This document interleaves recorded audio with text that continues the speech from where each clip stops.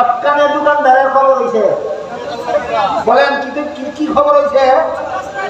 কাল্লা চোরাইতে হানিছে, চিল্লানি শুরু করছে বাজারে, কাল্লা চোরাইতে হানি আগেল, কাল্লা চোরাইতে হানি আগেল। বাজারের মানুষ ভিড় করছে, কাল্লা চোরা হচ্ছে বীরের ভিতরে, বাইরে না ভিতরে, পাচ্ছে না টেকছে, ঠিক আছে ইয়া গলা ফাটাইয়া কয় কাল্লা চোরায় টাকা নিয়ে গেল, কাল্লা চোরারে ধরো, কাল্লা চোরায় টাকা নিয়ে গেল, কাল্লা চোরারে ধরো। কিচ্ছা বুঝতে থাকলে বলেন কাল্লা চোরায় কেন কয় কাল্লা চোরাইতে হানিয়া গেল? বাজারে সে যেন না বুঝে এরা ওই কাল্লা চোরা, বলেন সে যেন না বুঝে এরাই কাল্লা চোরা। এই সমস্ত বেদাতীরা আহলে সুন্নাত ওয়াল জামাতের মুসলমানদের ওয়াহাবি ওয়াহাবি জবে কেন? সমাজের মানুষের যেন না জানে এরা ওই ওয়াহাবি। এখন এরা ওই যে ওয়াহাবিদের একটা দলিল দিয়েছিলেন, ফতোয়ায়ে শামীর মধ্যে ওয়াহাবিদের পরিচয় লেখা আছে, কিতাবের নামটা মনে রাখবেন। ফতোয়ায়ে শামীর মধ্যে ওয়াহাবিদের কি লেখা আছে? পরিচয় লেখা আছে। কি পরিচয়? পরিচয়ের মধ্যে একটা বাক্য আছে, ইয়াদুন্নুনা আন্নাহুম হুমুল মুসলিমুন। ওয়াহাবিদের যত পরিচয় এর মধ্যে একটা পরিচয় হলো এরা শুধু নিজেরা মুসলমান মনে করে আর সবরে কাফির করে। এই একটু আগে নেট দেখেছি নারায়ণগঞ্জের এক চাপাবাদ, মৃত্যুক চাপাবাদ বাটপার, হ্যাঁ বাইতুল মুকাররমের মহামান্য খতিব সাহেব হযরত আল্লামা মুফতি আব্দুল মালিক সাহেব কাফির করছে। তাইলে নিজেরা মুসলমান কইয়া অন্য সমস্ত মুসলমানকে কাফির কওয়া, এটা কার খাচ্ছ? ওয়াহাবির খাচ্ছ। আমরার মধ্যে পাওয়া যায় না, তার মধ্যে পাওয়া যায়। কিতাবের দলিল মতো প্রমাণ হইল ওয়াহাবি, যারা ওয়াহাবি ওয়াহাবি জবে এরাই ওয়াহাবি। ওয়াহাবিরা ওয়াহাবি ওয়াহাবি জবে গেল, সমাজের মানুষের যাতে না বুঝে এরাই ওয়াহাবি।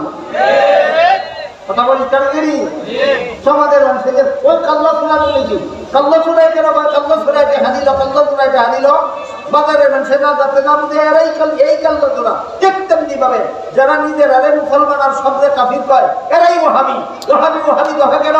সমাজের মানুষের যাতে না জানে ওয়াহাবি ওয়াহাবি যারা জবে তারাই ওয়াহাবি।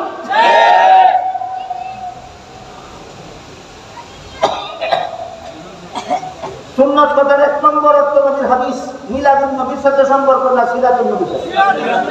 সুন্নাত নবীর সুন্নাত কথার ২ নম্বর অর্থ নবীর আমল, মিলাদুন নবীর সাথে সম্পর্ক না সিরাতুন নবীর সাথে। নবীর সুন্নাত কথার ৩ নম্বর অর্থ নবীর তরিকা, নবীর তরিকা, মিলাদুন নবীর সাথে সম্পর্ক না সিরাতুন নবীর সাথে সম্পর্ক। সুতরাং নবীর সুন্নাত কথার যত অর্থ আছে সবগুলির সম্পর্ক সিরাতুন নবীর সাথে, মিলাদুন নবীর সাথে, না হাদিসের সম্পর্ক, না নবীর আমলের সম্পর্ক, না নবীর তরিকার সম্পর্ক। মিলাদুন নবীর সাথে মাত্র একটা কথার সম্পর্ক, সেটা হলো মিলাদুন নবীর ঘটনাগুলি তিনি যে নবী ছিলেন এই কথার প্রমাণ কোন উম্মতের বাহের ক্ষমতা নাই অনুসরণ করার, অনুকরণ করার, পালন করার। সুতরাং মিলাদুন নবী পালনীয় নয়, অনিচ্ছ। যারা পালন করি মিথ্যা কথা বলে সমাজকে ধোঁকা দেয়।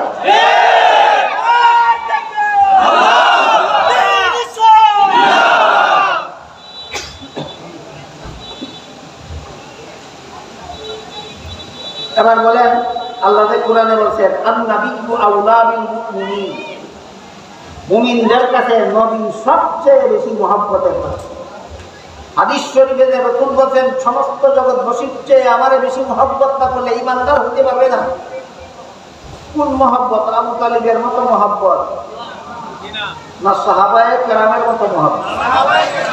বলতে হবে আপনাদের এই ১.৫-২ ঘন্টার কথা বুঝা থাকলে আবু তালিবের মহব্বতে আর সাহাবাদের মহব্বতে পার্থক্য কোথায়? আবু তালিব মহব্বত করে তরিকা না মানিয়া, আর সাহাবাগণ মহব্বত করে নবীর তরিকা মানিয়া। বেশ কোনো জিনিস এক সাহাবাদের শুনছি কয় আমরা যে জশ্নে দিবসে ঈদ মিলাদুন নবী করি, ওয়াহাবিরা দলিল চায়, কয় ও এটা দলিলের ব্যাপার না, এটা মহব্বতের ব্যাপার। এই দলিলের ব্যাপার না, মহব্বতের ব্যাপার। এইভাবে যদি নবীর মহব্বত করলে ইমানদার হয়ে, তোর আগে যে আবু তালিব ইমানদার হয়ে যেত খবর আছে? এই সাহাবা তোর খবর আছে কি? বলেন আবু তালিব নবীরে জানার চেয়ে বেশি মহব্বত করছে কিনা? দলিল মতো না দলিল ছাড়া? তোর মহব্বতে আর আবু তালিবের মহব্বতে কোনো বেশ কম নাই। পরকালে আবু তালিব যাবে যেখানে, তুইও যাবে সেখানে। আল্লাহ আপনাদের আমাদের সবাইকে মিলাদুন নবীর দলিল বুঝার আর সিরাতুন নবী অনুসরণ করা বোঝার তৌফিক দান করুন। সবাই বলুন আমিন। শুনবেন না কেউ, শুধু এই মাত্র আসলেন অনেক দূরের থেকে কষ্ট করে।